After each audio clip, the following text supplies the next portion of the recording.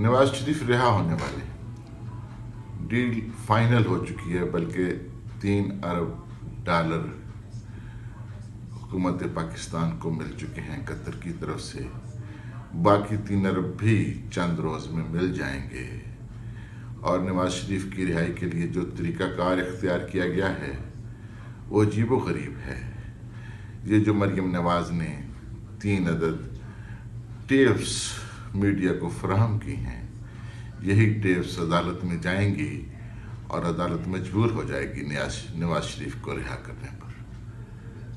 تو لگ رہا ہے کہ اگلے چند روز میں نواز شریف رہا ہو جائیں گے۔ اس خبر کی تصدیق اس بات سے بھی ہوتی ہے کہ یہ ٹیپس مریم نواز کے پاس اس وقت کہاں سے آئی ہیں۔ یقیناً یہ کافی عرصہ پہلے کی ریکارڈ شدہ ٹیپس ہیں، اور اگر یہ پہلے موجود ہوتی تو اتنے عرصے تک مریم نواز اسے سنبھال کر نہیں رکھ سکتی تھی۔ یہ ٹیپس ابھی مریم نواز کو فراہم کی گئی ہیں اسی نقطۂ نظر سے کہ ان ٹیپس کی وساطت سے نواز شریف کو رہا کرایا جا سکتا ہے۔ اس کے بعد دوسری بات یہ ہے کہ یہ جو پچھلے دن ہم نے خبر دی تھی، بلکہ میں نے خبر دی تھی کہ عمران خان ریزائن کرنے لگا تھا، اور جناب والا اس کو اس بات کی خبر ہوئی تھی کہ کوئی NRO